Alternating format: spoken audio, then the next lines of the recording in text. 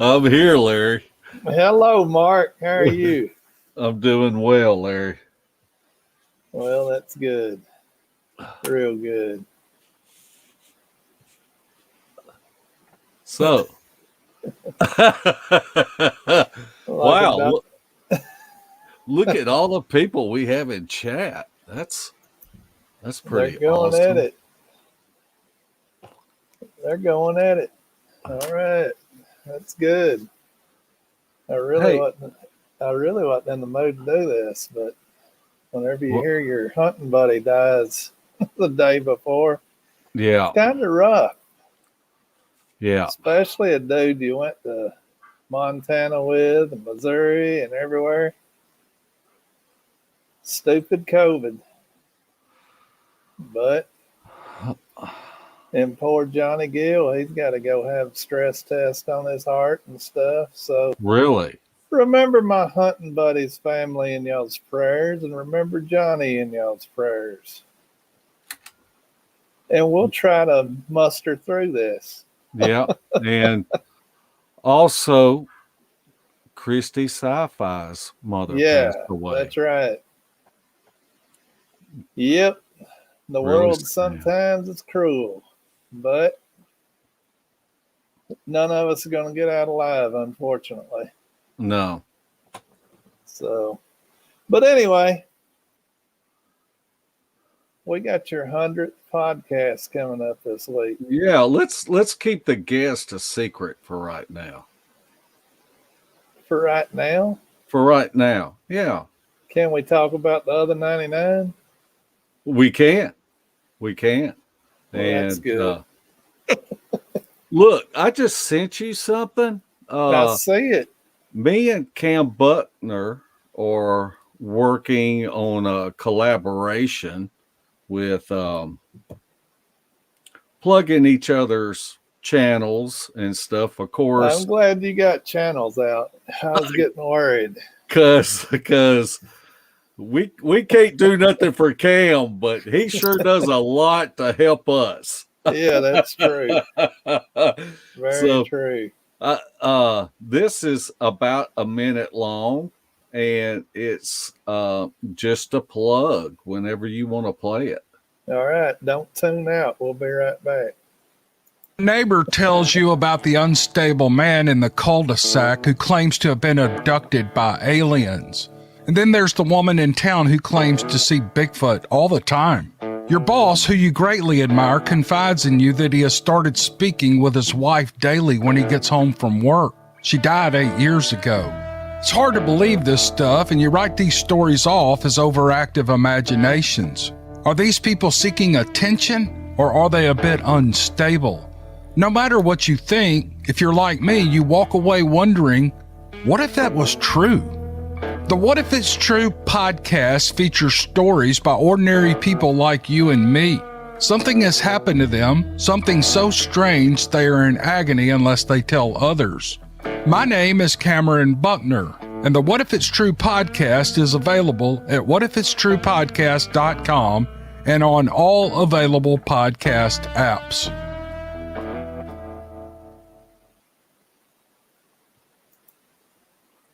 That was pretty cool. Yep. I tell you what, I love his podcasts Yeah. because some of them stories are off the wall, but you hear off the wall stories all the time, and you wonder, is that really happening or not?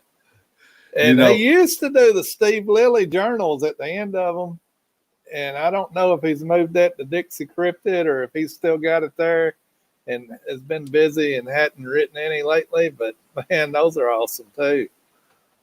yeah, yeah, yeah. There for a minute, he had stopped the Steve Lilly, and I was afraid that he was going to stop it for good, and then he popped up with episode 6.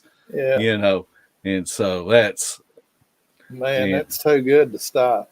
yeah, that's too good, and you know, I already knew this when he told me but he said, that's a bunch of people that I know wrapped up into one person. And I Yeah. thought, yep, I've been picking out the personalities. Yep. It's pretty easy when you know some of them. But, Yeah. man, I was watching something on Discovery Channel or something a while ago. It was a TV show, kind of like What If It's True? It takes legends and stuff, and they were talking about the jackalope. And I just thought that was total bull.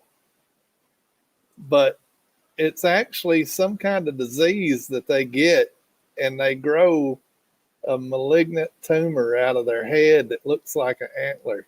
Somebody had sent one of the little horns that looked like a jackalope horn to a doctor, and he ground it down and found out it was some kind of bacterial growth. And he injected it into some living rabbits, and they started growing these masses on their head that looked similar to horns, but weren't. They weren't deer antlers. Really? But, yeah. So take that, people that don't believe in Bigfoot.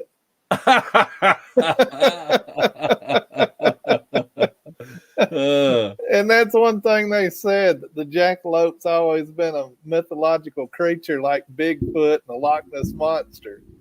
And then they bring a scientist on there that said that it could have possibly happened. So I don't know. I thought I ain't never heard that, but it's on TV. It's got to be true. Gotta be. I don't know if you ever watched. There was a thing on Discovery Channel about mermaids, and they went through this whole thing. A marine biologist found this language and all this, and I'm sitting there going, "Holy crap! I can't believe this." And then you get to the end of it, and it's fake. And I'm like, son of a gun, they sold me for 2 hours on this. Well, they built that thing up for about 2 weeks with commercials and everything else. Yeah, they did the same thing to the Dyatlov Pass. They showed that picture like it's a Bigfoot looking out from around the tree. And supposedly that picture was fabricated by that production company to sell that story. That wasn't actually caught from the hiker's camera. So I don't know. Patrick Noble, Larry, does Debbie comb your hair for you? Well, she'd have to have a long arm and a long comb to comb my hair for me. No, usually the wind does it whenever I roll down the window of my Jeep, and I just leave it however it goes. So. And that was kind of gay. What was it? What Patrick asked. Well, it is Gay Pride Month, so we'll just let it go. I guess it is. I don't know. Are we going to talk about something on your show? About your show? You had a whole new direction you wanted to go with this, and I'm willing to let you go with it. Well, I just wanted to talk about the 100th podcast, and it's hard to believe that we have done 100 of these. Yes. And I remember probably pretty close to a year ago that Shane Church from Southern Bigfoot Alliance, he PM'd me and asked me about doing a podcast and what was all involved. And you can't take that Bama Murdoch nowhere. Nowhere. And at the time, we were using OBS, and that was way above my pay scale. And but he asked me, and my answer to Shane was, you can't do it with one person. There's no way that you can pull off everything that you need to do with one person. And I told him that it was me and you and Debbie and Shelley. Yeah. And we split up different tasks, and we're all equals in this. But I got the easy job. Yeah. I just show up. Poor Debbie's got the roughest. Well, you and Debbie got the roughest one. Me and Shelley got it easier.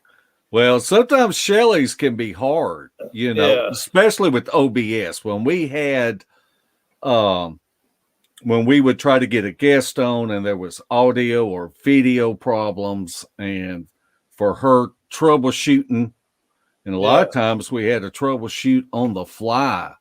That's true. And so, and I remember when I first, Rick Wales, the second, is the one that told me about OBS. And laughed at you. So I go, anything I do, I mean, I could buy a screwdriver and I'm going to watch YouTube videos on it. It don't matter what it is. I'm going to watch YouTube videos on it.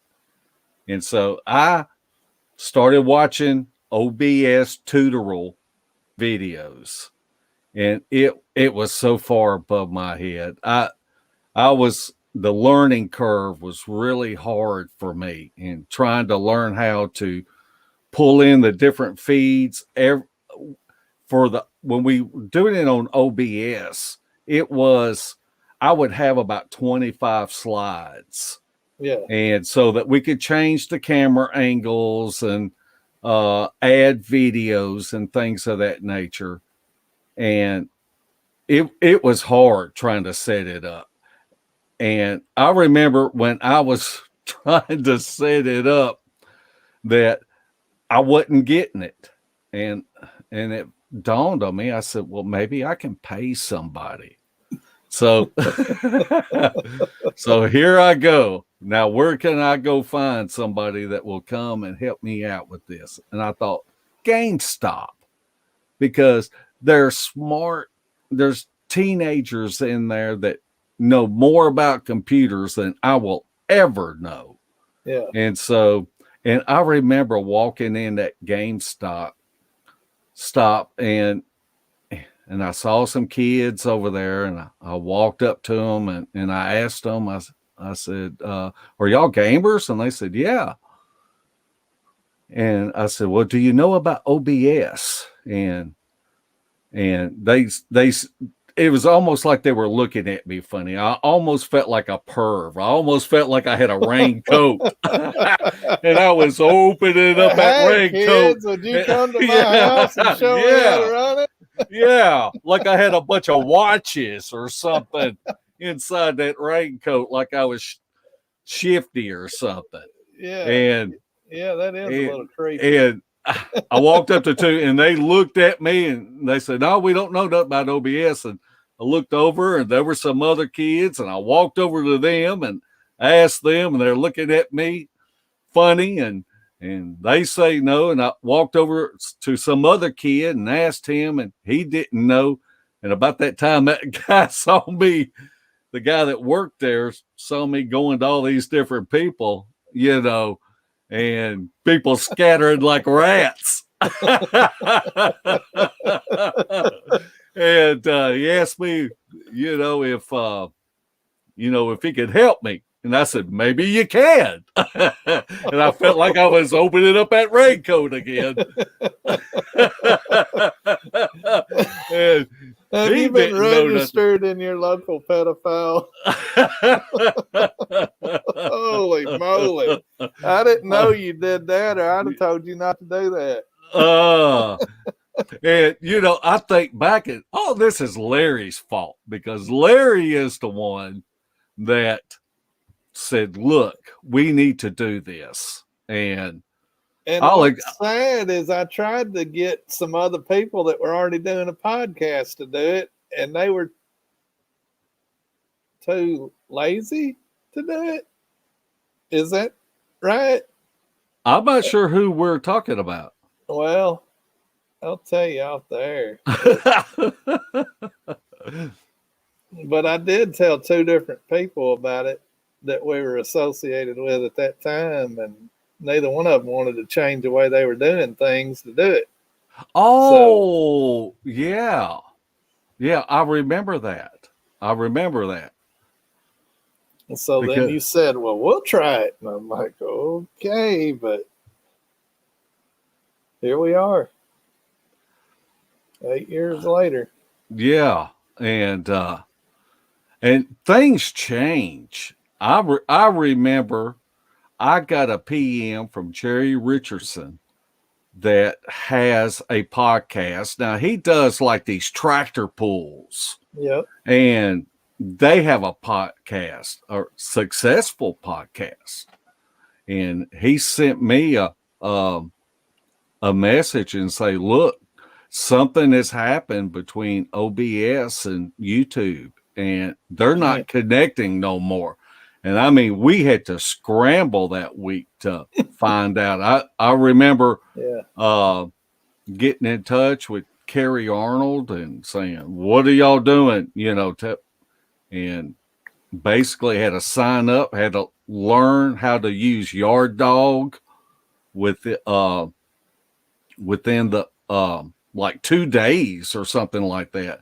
Yeah. And I know Spencer Jameson and Scott Espinosa filled in for me for 2 weeks, so I could just sit behind the scenes and try to learn how to operate it. Spencer left me talking to a Russian scientist all by myself. He was keeping up with chat though. Yeah, turning his lava light on and stuff. And I'm sitting there struggling to understand Dr. Bird's.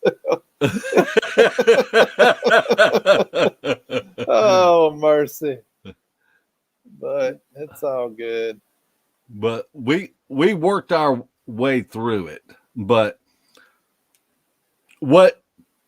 when Larry approached me with this, what sold me was him saying, "Look at all the people that we have either gone out with or people that we communicate with that has taught us so much."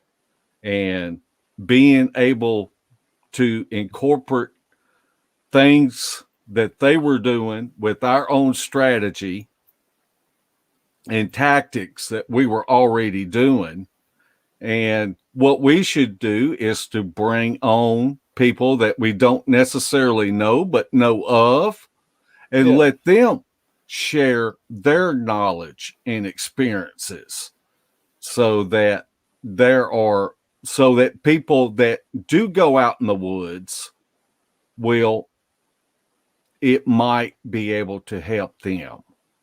And I'm going to tell you, Debbie has really done a good job with bringing on different guests. And I'm just going to give one example. Jeremy Gibson, that just sticks out in my mind so much because most of the people, Debbie will send us a PM and say, is it okay if I ask so-and-so? And I'm like, I guess so. I don't know of them. Because I don't really, she has been more involved in the community than probably me, you, and Shelley put together. But Jeremy, the things that he is doing, and he is flying under the radar, and not necessarily intentionally flying under the radar or hiding or not wanting to share what he's doing, but it's just more of he doesn't have a platform to be able to share. Right. But I learned so much from Jeremy and him talking about things, and light bulbs go off and you go, wow, yeah, that's happened to us, Yeah.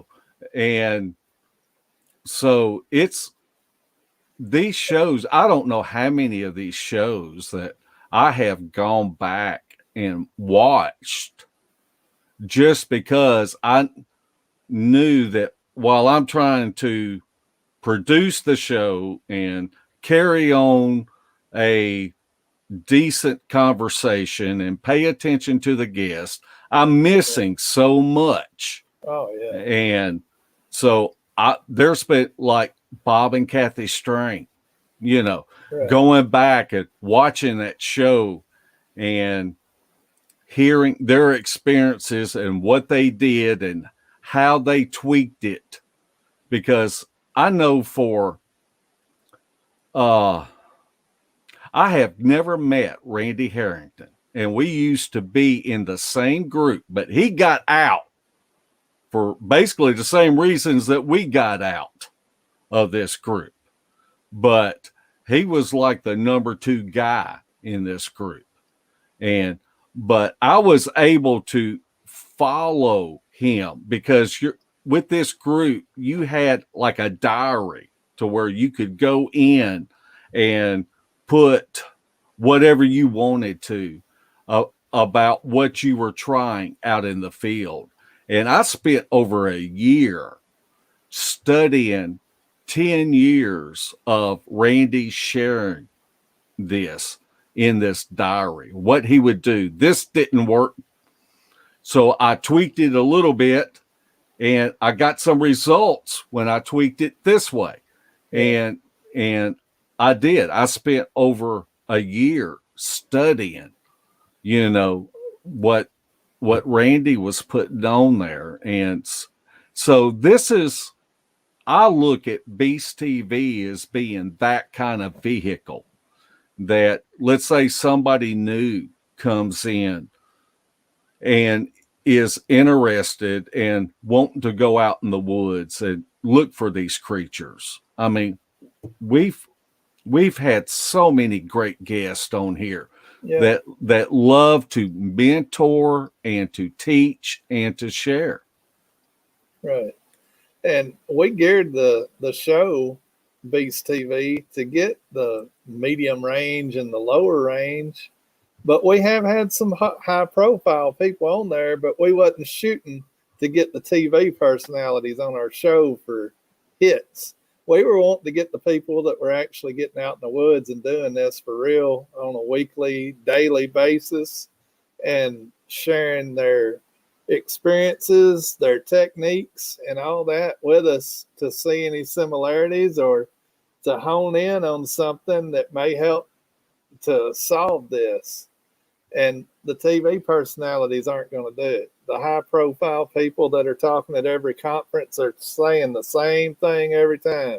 And if you got to point out that it's a rock hitting the ground and that's your only evidence, it's not very good evidence. Yeah. I'm sorry. But the people like Jeremy Gibson that are going out there, he's staying out there, 2 or 3 months at a time? Yeah. His wife's dropping off food. And he's eating frogs and snakes and whatever he could forage up. You got people like Shane and Kane, and you got Eric that are going out hiking on a regular basis and doing routine hikes and looking for subtle changes, doing gifting. Chris Reinhardt. A lot of people are doing similar techniques, but they all have got something that they do a little different than the others, but they're all having interaction. Yeah. And I mean, that's what you're looking for. And, and there have been some shows that it's not been so much about the research, but I'm a history buff and I love hearing about the old timers. And I think Yeah. about when we had Thomas Steenberg on, Yeah. and he ran with the four horsemen, not the Right. four horse hose, but the four horsemen. And I think all that he shared, and Doug Schroeder, Yeah. you know, he was a colleague of Dr. Krantz, and Yep. the he colleague of Dr. Meldrum, Yeah. and the things that he has learned from visiting their labs and the different stuff like that. That's so interesting to me. I agree. And then you got people like Mark Marcel, Oh gosh. that he may not be necessarily a Bigfoot researcher, but he researches Bigfoot sightings and events. And he goes into these places and finds them. He found the location of Ape Canyon. I mean, that story is cool, man. To me, Yeah. I don't know about anybody else, but that was great. You know, and when I think about the different guests that we have, and you think about Mark Marcel said something, and it's just been imprinted on my brain. He said, if you're interested in Bigfoot, look at what you are good at. Yeah. And bring that to the table. It may not be hiking, it may not be camping, you may not know how to start a fire with a cigarette lighter, Yeah. but he is a second generation surveyor. He started helping his Paul survey when he was 7, 8 years old, holding a stick, and he is good at surveying and spent his whole life doing. And that's what he brought to the Bigfoot table. And all these people for 40 years been looking for Ape Canyon and have not been able to find it. Right. He took what he was good at, a talent, and he took those clues and started looking behind what was written, thinking as a surveyor, and was able to find Ape Canyon. So that's just awesome stuff. And he keeps digging up stuff on Ape Canyon, not literally at the site, but looking through historical documents and all that. He's just a wealth of knowledge on that. And he has interest in other sightings and locations and other stuff. So it's been some cool stuff. And we got Shane Corson from the Olympic Project that's been on. He was great. And I hate to name people and then not name some because they've all been great. Yeah. So yeah. But if you're in the chat room, if there is somebody that we had on that helped you, then throw their name up there. And because I tell people all the time that it does not matter what your experience level is. There is something, you have a talent that you can bring and help people if you're willing to work with people, if you're willing to be a team member. If you're willing to be a camp cook, we're always looking for a camp cook.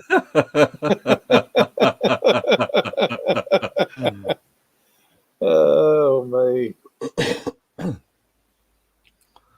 I think I just saw in chat. What'd you say? That here's what Bama wants the 100th guest to be the Kardashians. We hate to let you down, but that's not our kind of people.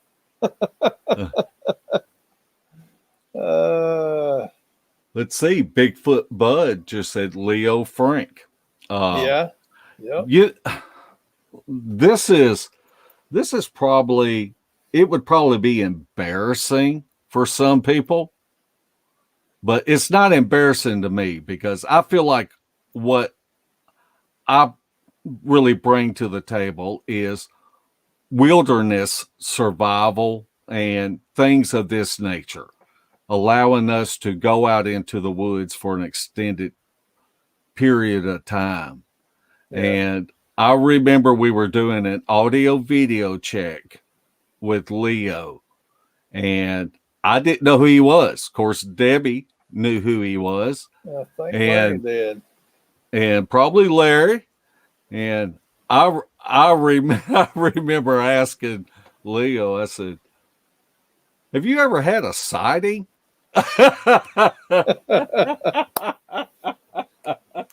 And Leo's another one that does similar to Kane and Shane Carpenter and all them. Yeah. So, routine hikes. I don't know. I'm routinely not hiking, so I ain't been out in the woods in 2 months. Well, since LBL. How long's that been? I got to get all this moving and job shuffling done. I'm still sitting in a hotel. Yeah. We had somebody ask for us to come on their podcast tomorrow night, and No way. And I just told him, I said, this is not a good week. Larry is still out of town. I just got back into town, and we got the 100th podcast coming up, and all the preparation. You know, that probably a lot of people don't know this, but I probably spend 10 to 15 hours on each podcast, putting the that's pictures. You fall asleep at the computer. You can't count that time.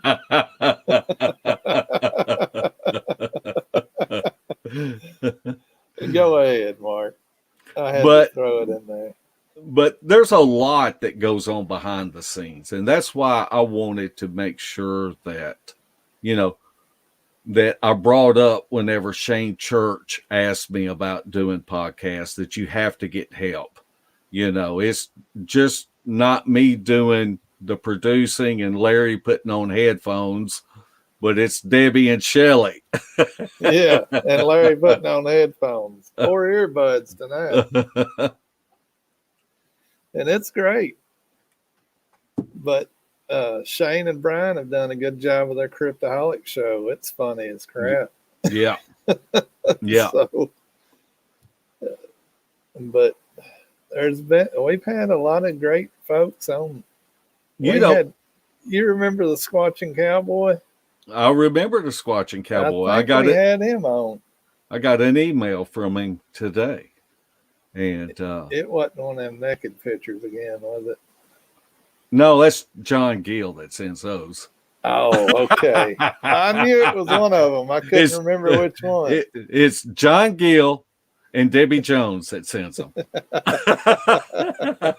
That Debbie, she's going to have to cut that out. But seriously, you know, thinking about some of these guests that we've had, they've got like no Bigfoot affiliation, but they had so much to bring that we could learn from, like David Pearson, from really, really Big Monkey 2. And no, he's really Big Monkey 1, not really Big Monkey 2. Well, I don't know about that. He's 2? Yeah, he's 2. I thought he was 1. Well, no, because they called another guy Monkey. Don't make me look it up. Okay. Well, it may be 1 on his podcast, but the story he tells, they named him after another guy because of the way he climbed a tree and went over a river and went from tree to tree. Have you been smoking crack again? Larry, you're not supposed to tell nobody. Oh, my bad. Yeah. It's really Big Monkey 1. Okay, it may be one. That's what I said. But No, you said he really wa- Big Monkey 2. he's really Big Monkey too, because there was another one, old feller that they called Monkey, and so they called him really Big Monkey too. Is how it started off. Well, don't tell him because they don't know that story. Yep, it's Fun in the Woods, Mark. That's his channel. And he's great. Him and his son got to where they're wearing Bigfoot Yeah. shirts after they come on the show. Well, they had worn one before. I take that back. All right, Bama, talk about a couple of your favorite episodes, please. We Who, Coconut. One of my favorite ones when Bama was on there, because you can't take him anywhere. I tell you what.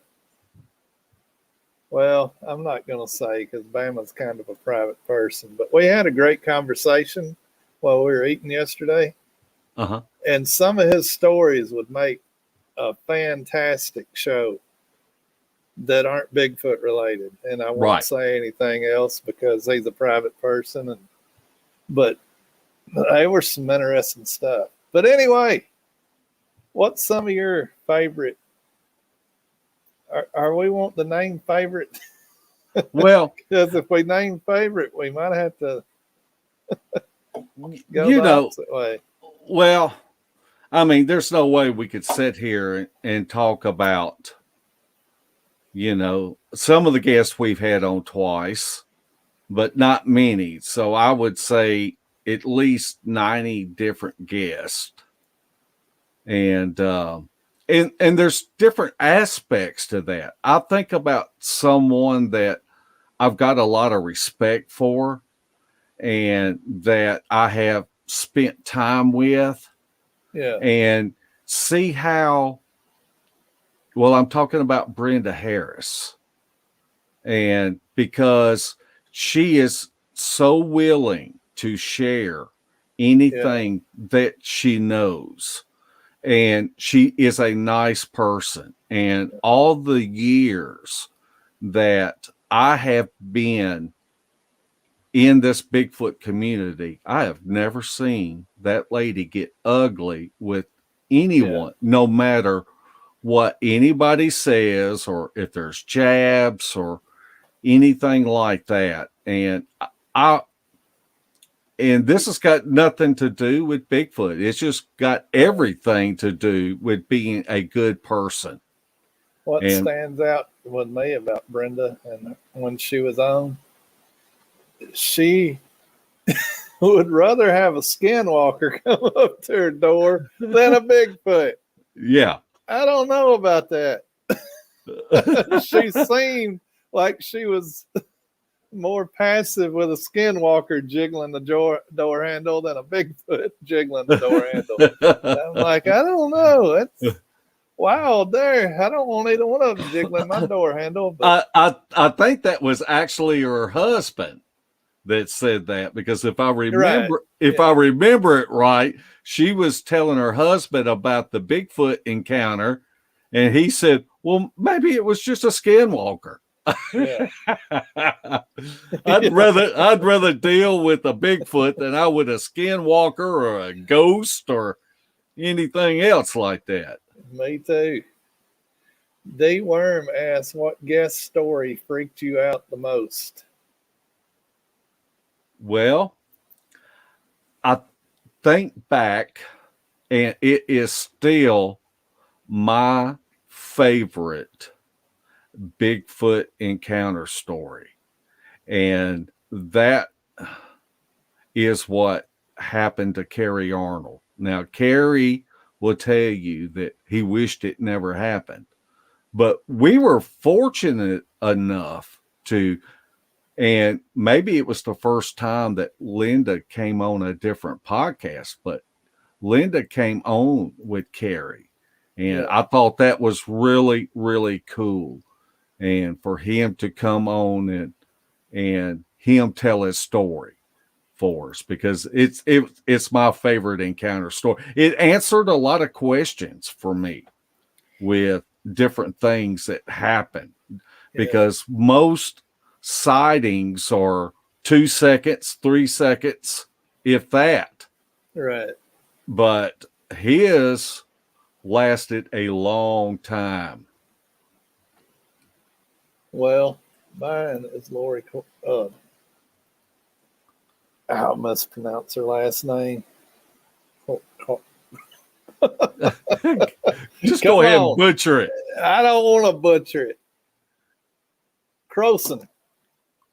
I was about to say Carson, but it's Croson. But her being out there by herself with them boogers around her, she was outside at first and then got in her truck and they were messing around her truck and she was out there with just her dog by herself. And she continues to go out. I mean, like I've told you before, I don't want to look out my window if I'm laying in my seat asleep in my Jeep or something and look out my window and there be a booger sitting there looking at me through that window. I would much rather one come up and smash the tent down for some reason or walk by my hammock and wake me up because it stinks or whatever. Yeah. But that one's creepy to me. And I wouldn't want to be turkey hunting and have what happened to Carrie happen to me either. So, all right. Well, I was just going to say that we have had a bunch of creepy stories. Think about Kim Christensen with her 2 boys in that cabin in the middle of nowhere. It's crazy to think of. You have to be really grounded if you decide to go out in the woods because man, you can let your imagination run away from you. Yeah. And the next thing you know, you done started running, and going over a cliff or whatever, you have to be grounded. No doubt about it. All right. Bama says, if we could have any guest, any single one, who would it be? Come on, Mark. I would I would like to have somebody on like Jeremy Gibson that we have never heard of, but has all of these experiences and knowledge. We've had some guests on that are personal friends.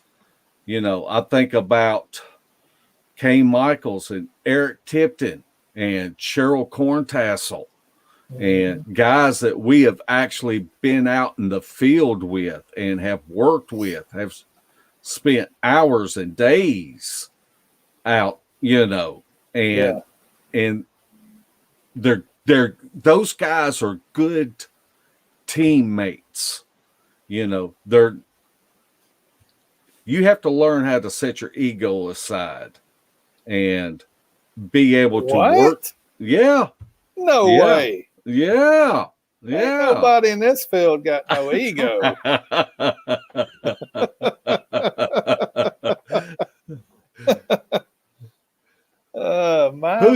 Whose would yours be?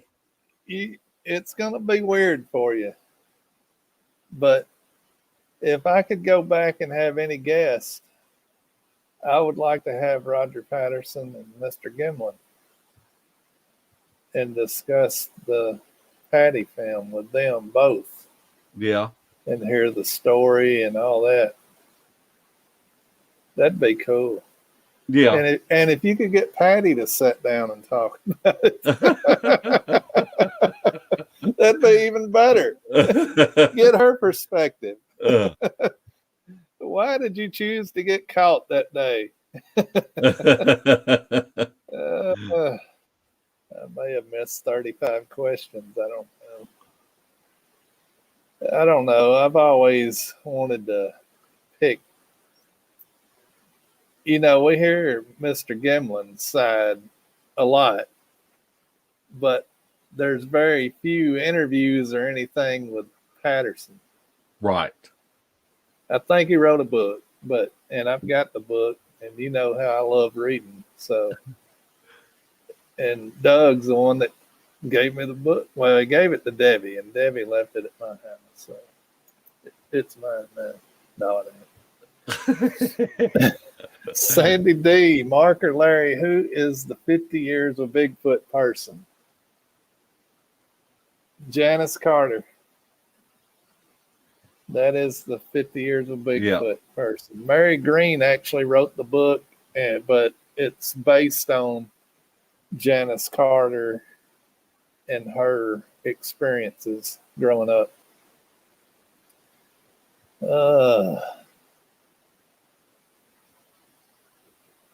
Let's see here. You know, there's somebody else that we can talk about that we have been fortunate enough to have met and spent time with, and that's Dan Rickey and Vicky Fulcher. Oh, yeah. That's without saying right there. There are people. Yeah. I remember when we first met them, and we felt that connection with Dan and Vicky, and yep. Then we found out how close they lived to Larry. Yep. And I remember you calling me, and of course you drive one of these big bucket trucks, and they live on a little small country road, and you said, guess where I'm at?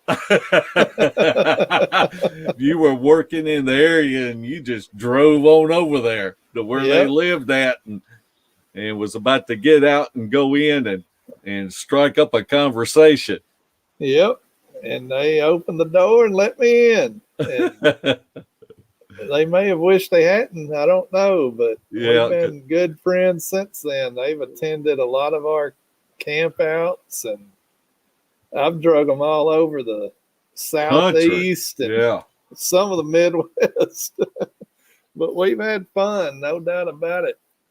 Poor Buddy, their dog's got to where he likes me, and he don't like many people, but he likes me.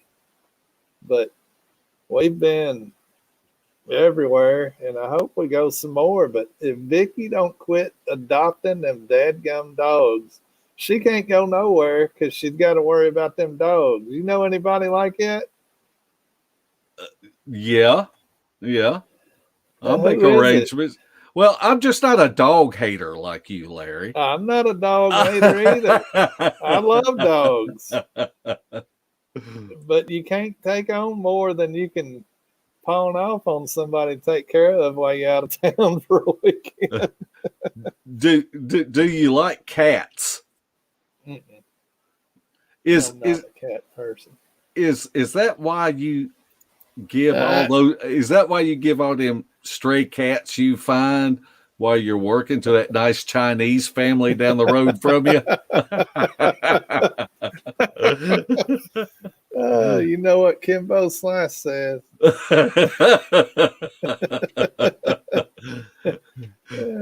That's my favorite quote, and I can't ever say it.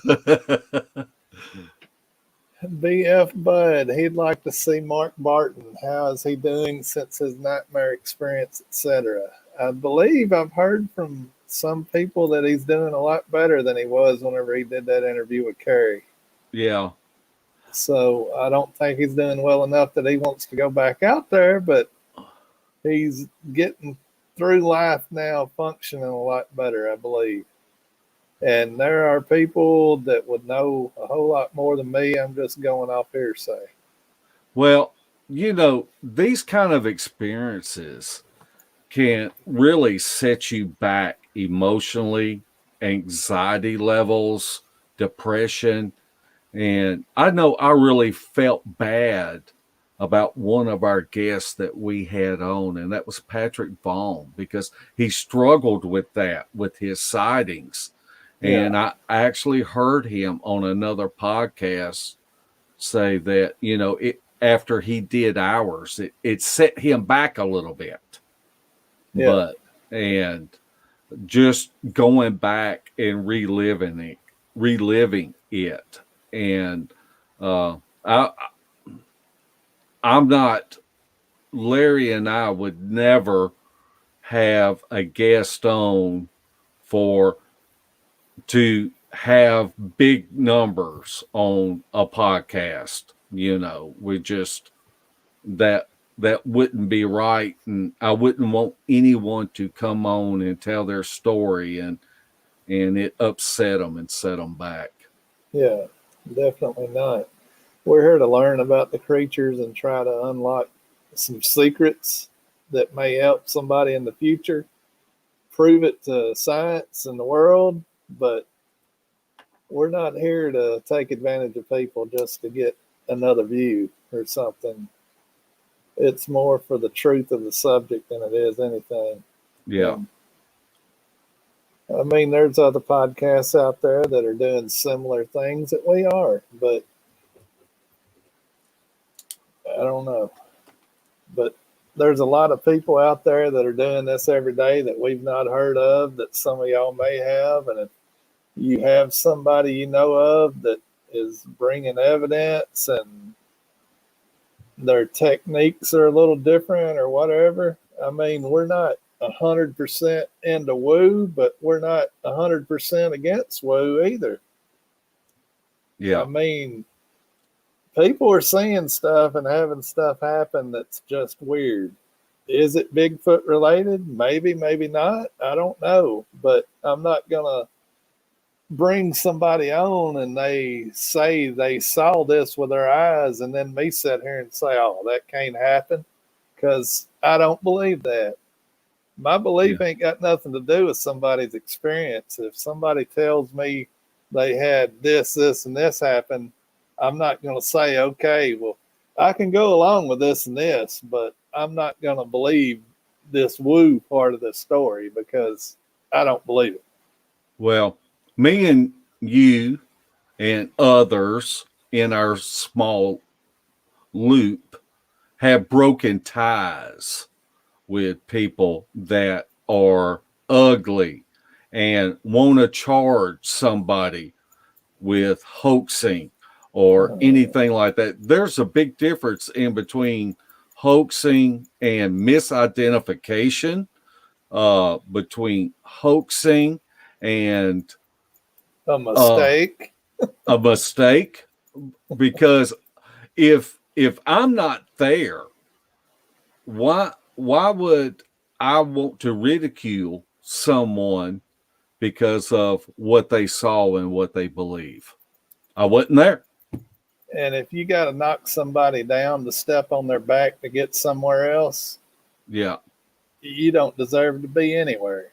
Yeah. If you can't stand on your own merit, you don't belong nowhere.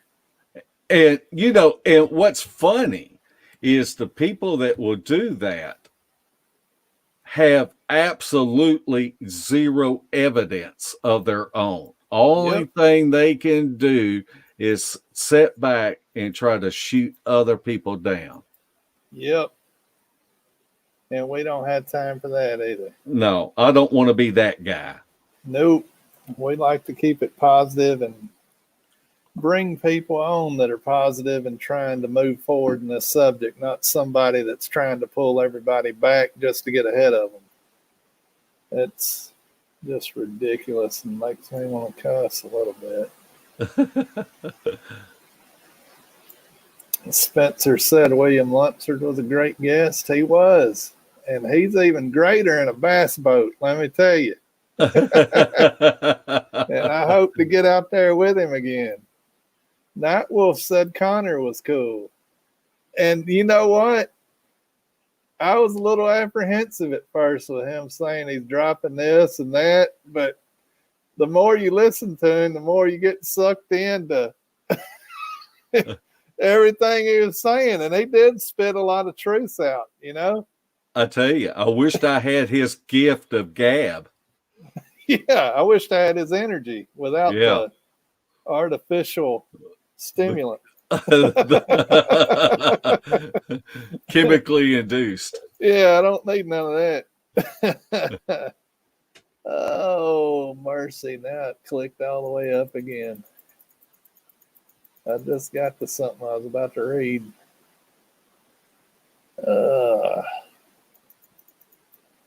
Man, Larry will step on your back to get tacos. Yeah.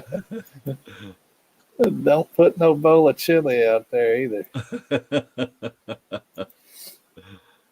Can Squatch, you know, Scott needs some guest on who makes the Bigfoot UFO connection. Well, Scott, this is the way that You can chip in. you can chip in. And I feel the same way about Spencer Jameson. If there's somebody that you want to see on Beast TV, and this goes for anybody, Yeah. you can ask the person if they would be interested in coming on, or you can PM Debbie Jones. She does our scheduling, and we can say we have gotten a lot of guests like that. Yeah. She's And- working on somebody now that'd be very entertaining, I guarantee it.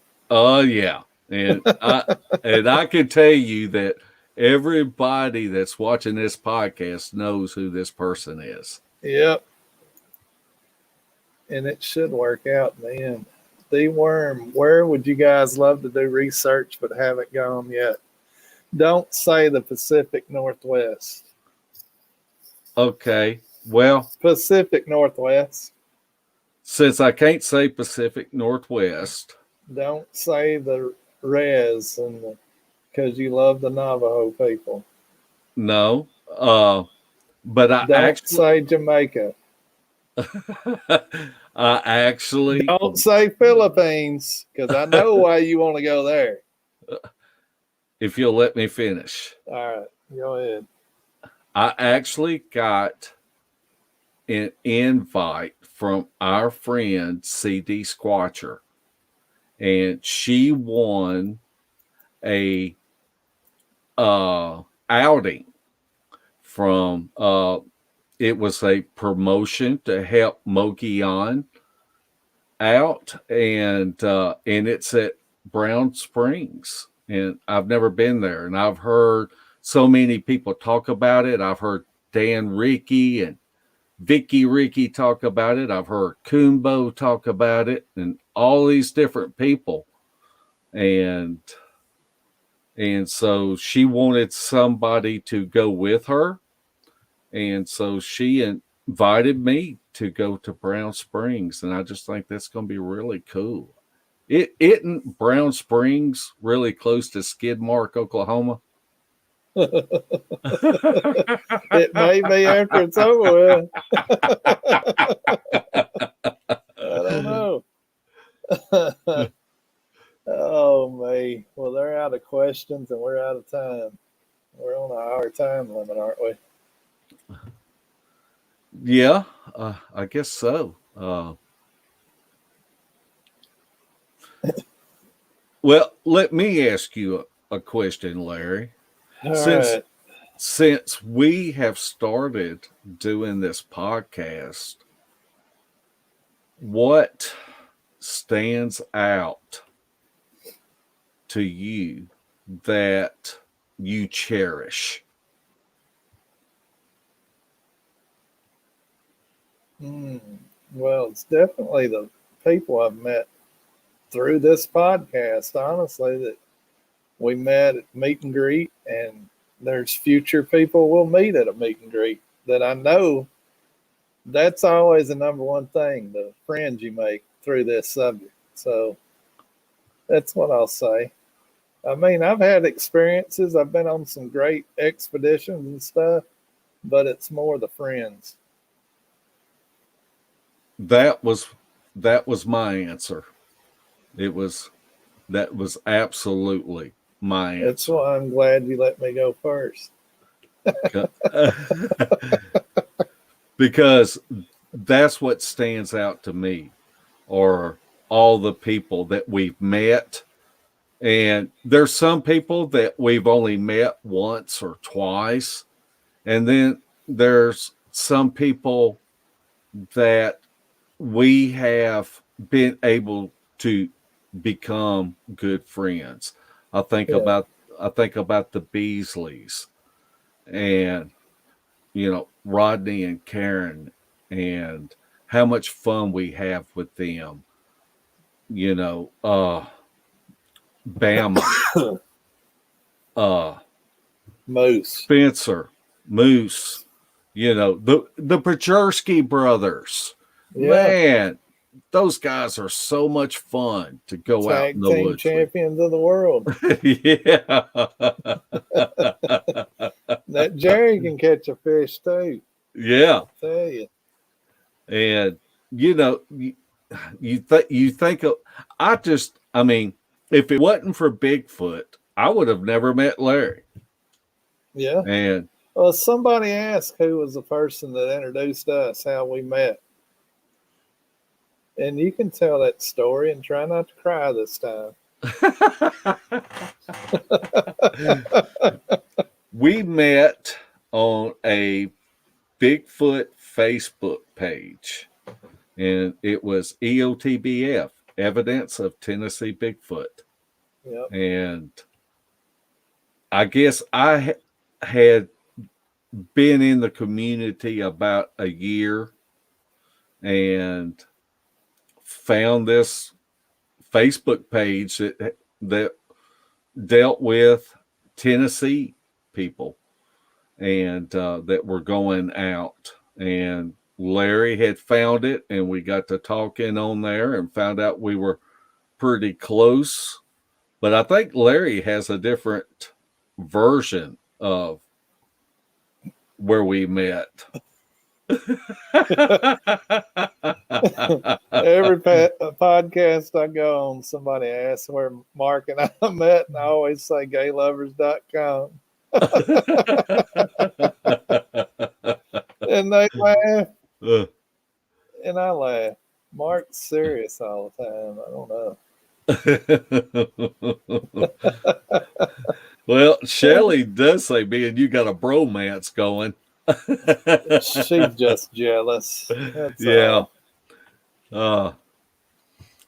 I think about Bradley Hatcher, and I got to spend a week with him, and it was just like I've known him all of my life. Jimmy Alsmer, that we met back in April. He rode in with Kumbo, and just some people you just meet and you just click and you go, man, it's like I've known these guys all my life. Yeah. Yep, that's the point to all of it.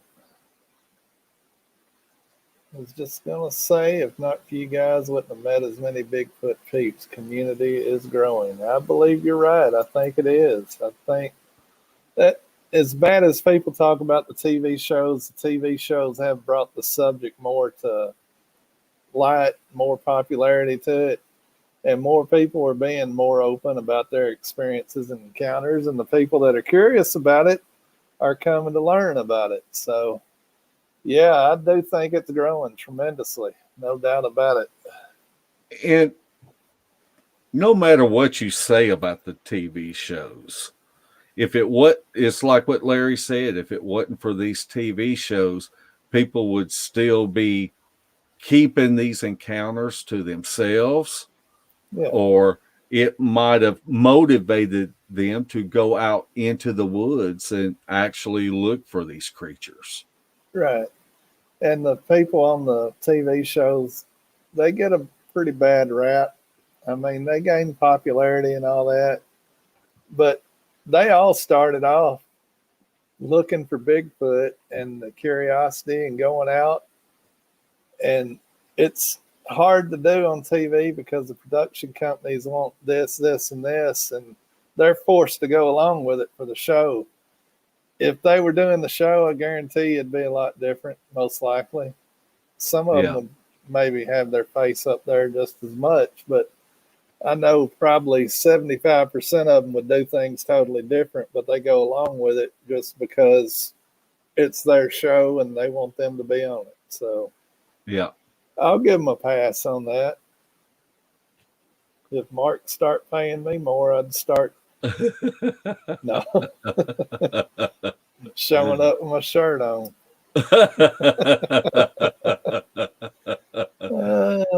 Larry, It- let's see what. Larry never seen out on telly, to be fair. Seem like gatekeepers, my opinion. Well, some of them are. Some of them are.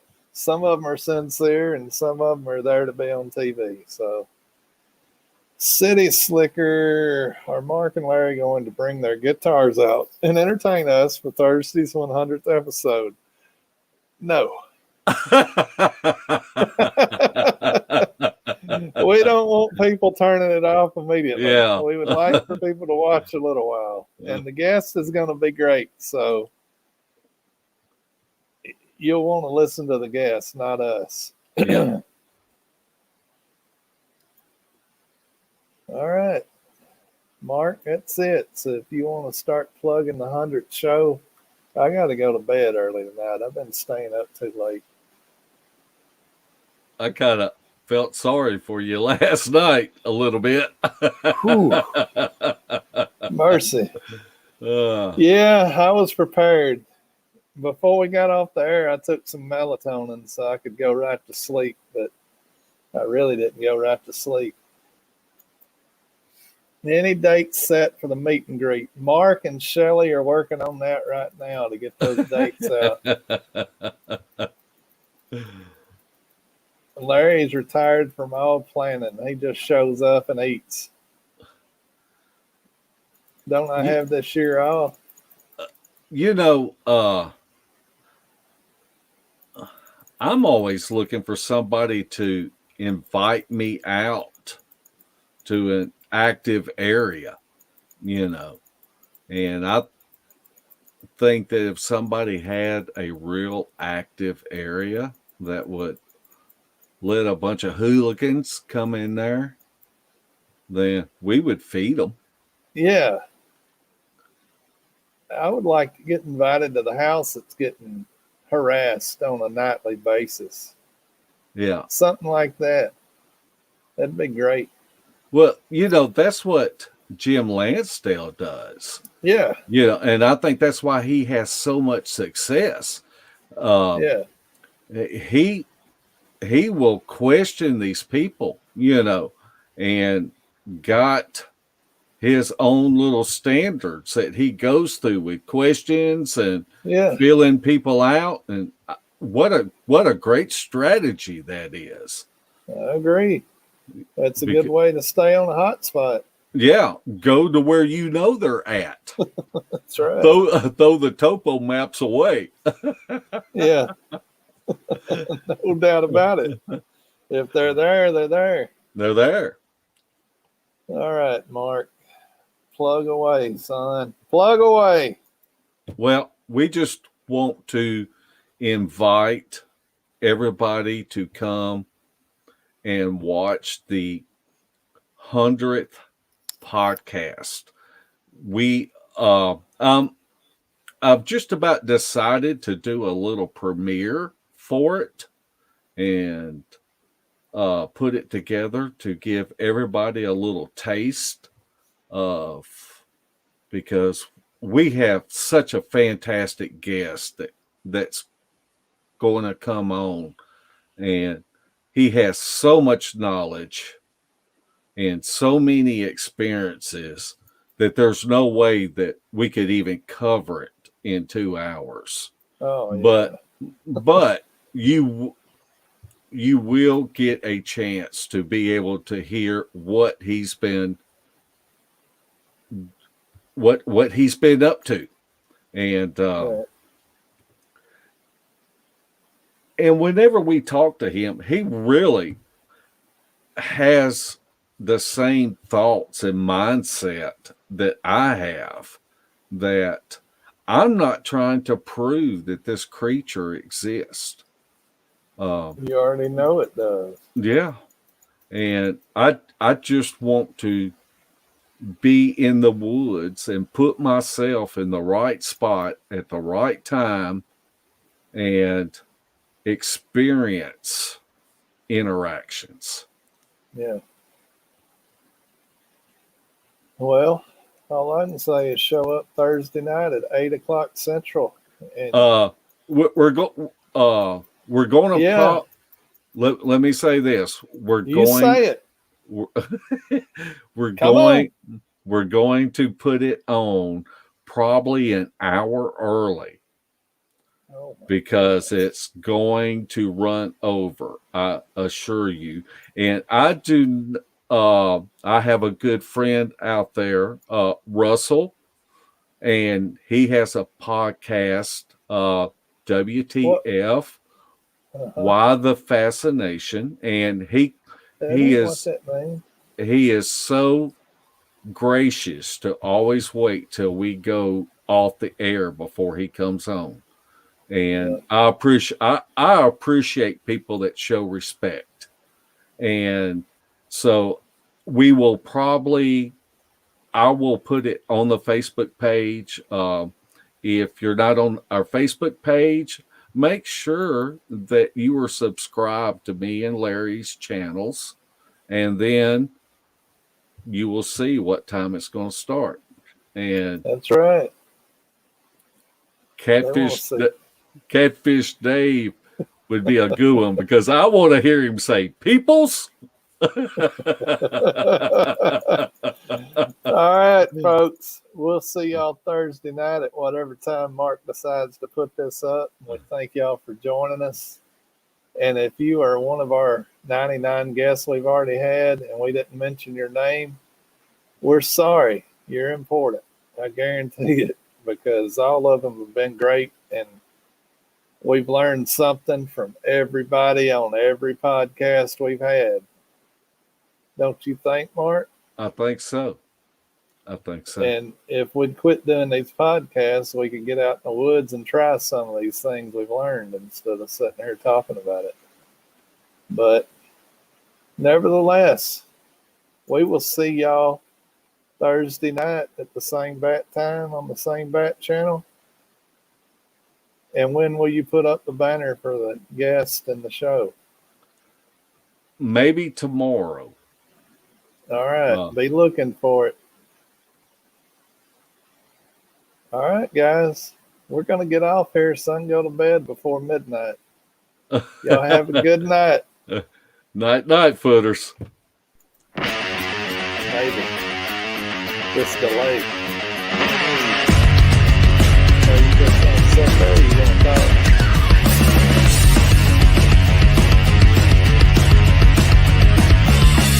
Mark, I can see you.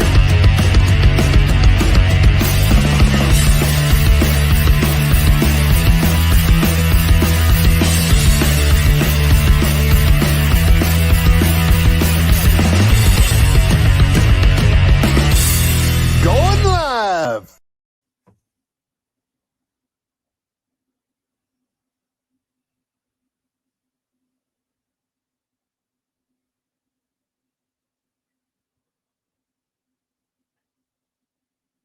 You need to hit the button that says end broadcast.